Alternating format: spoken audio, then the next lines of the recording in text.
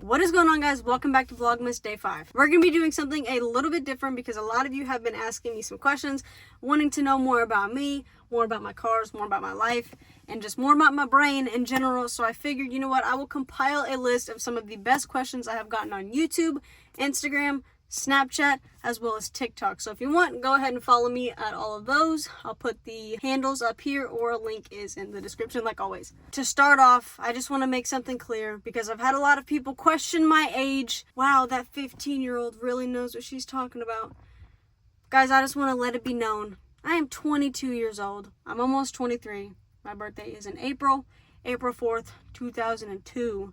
So please stop saying I look like a 13-year-old. All right, number one, what drew you to the automotive industry and how did you get your start? So I originally gained an interest in cars whenever I was a lot younger because my dad was a mechanic. But whenever I was about 13, my parents got a divorce. So I really didn't hang out with my dad too much, really just kind of fell away from cars. I got into more trouble, honestly, after that.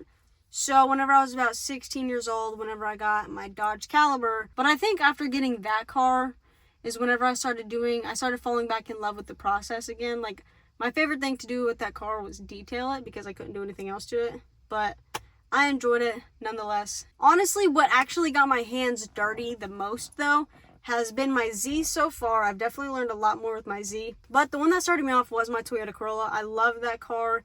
It is my baby, it is my beauty, and I'm so sad that she's gone. But I did say, if he ever wants to sell it, I want it back. But yeah, that's pretty much how I got my start in the whole automotive world. A huge shout out to John, by the way, because John definitely sparked my interest in Toyotas again and working on my cars again. And yeah, big shout out to you, big dog. Question number 2, what is the most rewarding project you've been involved with? I would say my Z. 100,000% because I redid pretty much all of the interior on this car except the door cards, and I painted the entire exterior, and it's one of the biggest things that I'm proudest of, to be honest. That and fixing the CV axle suspension stuff on the car. Alright, question number 3. What advice would you give to someone who is looking to have a career in the automotive industry? For one, do not put yourself in a position or in a job that you do not genuinely enjoy. I found myself doing that for a lot of my life, getting jobs I did not enjoy, only just because I wanted to collect a paycheck. And honestly, it messes with your brain. Your mental health is your biggest thing. And if you're doing something you don't enjoy every single day just for a paycheck, honestly, it gets very draining. We'll say that. 100% draining. Do something that you love. Even if people look at you like you're crazy, like you make no sense, you're usually crazy until it works. That's what I like to say. But yeah, just do something you're super passionate about. I would say, honestly, putting your effort into people, places, and things that actually give effort back to you and make you feel happy and make you, I don't know, whatever makes you smile, whatever makes you happy, that's what I say do every single day. Alright, question number 4. What are some of the biggest lessons you've learned over the course of your career? The biggest lesson I've learned is, for one, you cannot trust everybody whenever they say they want the best for you and that they want to help. You cannot trust everybody. I will say that. I would say another thing is you have to be willing to fail. I have failed countless times. There are countless videos out there that I just wasn't proud of, and I took the loss and I never uploaded it. And I'm glad that I didn't, because there have been entire videos that I made. I didn't like the final product. I completely redid the video. And then that video I redid went and blew up. And I just know that if I would have kept that original video, it would have not gotten the views, it would have not gotten the traction. And you have to be willing to fail, and you have to be willing to retry whenever you notice something isn't right. I think those are the best pieces of advice I can give you. And you also have to be willing to take criticism. A lot of people are going to comment on your work, on your life, on the things that you do wrong and the things that you do right. You have to be willing to take the criticism.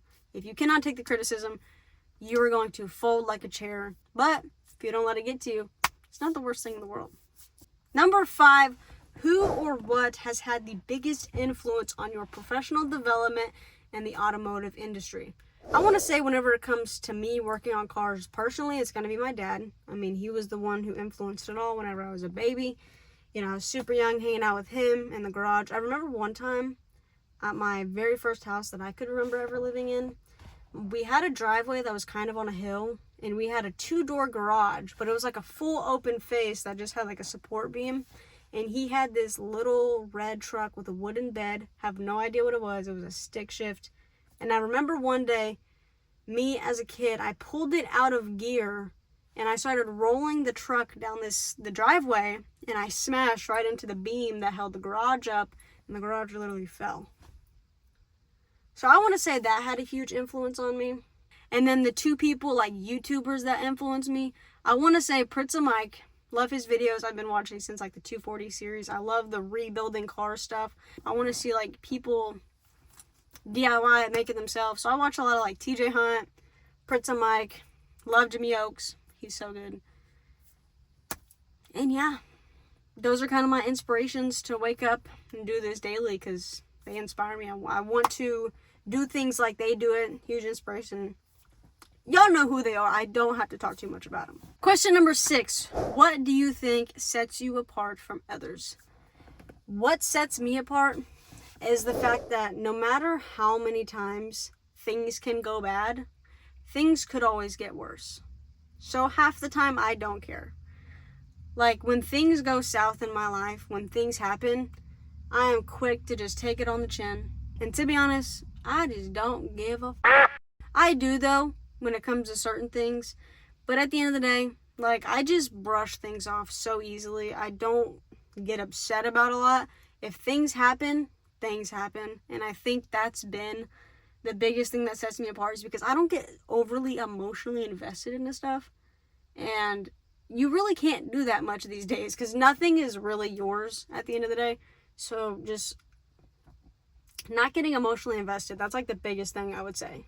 Also, another thing that sets me apart from others is the fact I look 13, but I'm almost 23. And people just can't compete, because I just look like a 13-year-old that knows everything. Am I a 13-year-old that knows everything? No. But yeah, I think that would be what sets me apart the most. Question number 6. How do you stay motivated and inspired with dealing with setbacks or difficult situations? Honestly, I don't. I don't feel motivation. I don't get those moods where it's like, ooh, I'm finna lock in. I just do what needs to be done. I put in the work, I put in the hours, and at the end of the day, if it fits, it ships. That's all I gotta say. I'm not really too one that's like, oh, I have to stay motivated in order for me to work hard.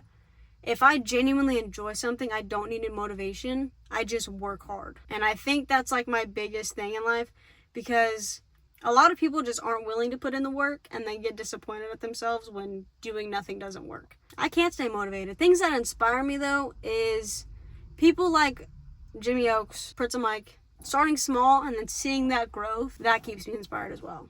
Alrighty, question number 7. How do you keep learning and staying up to date in such a fast evolving industry? You don't. There is no way that I'm going to sit here and learn everything that needs to be learned. I don't know how to do a lot of things. Definitely newer cars. Don't ask me to work on them. I don't know what I'm doing. I just love 90s junk. I like fixing things that are easy to fix. I don't like fighting electrical issues, because I'm sorry, I just don't want to deal with it. I don't know a lot of things. I'm still learning. I'm 22 years old. Don't expect much from me whenever it comes to knowing a lot about this stuff. I just do what I do, and I try my best. That's about all you're getting from me. Alrighty, question number 9, I believe. Looking back, is there anything you would have done differently? Yes. I would have started way sooner. I didn't actually kick off my life in the automotive industry and like trying to push my name out there more and get more people to notice me and understand me in the automotive sense until I was about 21 years old. I just didn't ever upload. I never did anything. And so I just kind of sat there for years wondering, like, what am I going to do with my life? I want to do something. I want to be somebody. I don't want to just sit there and 9 to 5 it for the rest of my life. So I learned very quick that I should have started way sooner and put my foot on the door way earlier. Because, yeah, it's nice right now, but I'm sure I would be in such a nicer position had I started earlier. But I'm not really upset for it, because if I would have started earlier, I was not mentally prepared then like I am now. Like, I'm definitely more grown and mature now. But yeah, definitely starting earlier and being as genuine as possible. That's another big thing I want to shout out, is being as genuine as you can be. Stop trying to be somebody you're not. Stop trying to sugarcoat stuff. Stop trying to pretend that you're somebody that you're not. You see that so much in the world. Just be genuine, and genuine things will happen to you. That's all I gotta say. Alrighty, last question. If you weren't working in the automotive industry, what do you think you'd be doing instead? Honestly, if I didn't turn my hobby into my job, I would probably be in jail or dead. And that is as real as I can get. In my younger years, I was very neglectful of responsibilities. I was a delinquent, as the judicial system would call it. I was a risk more than anything. So I would say dead or in jail, for sure. But that was whenever I was younger. I'm a lot older now. I've learned things. I've learned who I want to be and who I don't want to be. And I've definitely matured and changed a lot because of it. So I want to say I'm pretty happy with who I've become in the career that I've gone down. Pretty proud of myself. And I think a lot of other people would be proud too. But anyway, that is going to be a wrap for this video, for this little Q&A. Sorry it was a short one today. I just wanted to get you guys some content because it is starting to snow. It's really cold. And I'm not really in the mood to do anything today. I kind of want to be lazy. So I just want to push out a little bit of something for y'all. I hope you guys are enjoying Vlogmas. I hope you enjoyed the video today. And if you have any other questions, leave them in the comments below. I'll answer them down there. Please do not be afraid to hit the like button, comment other questions, and please hit the subscribe button. It means way more to me than you will ever know. As well as we have merch now. Throw up a bunch of photos. Link for that is in the description. Thank you guys so much for another awesome video. I will see you in the next one. Peace.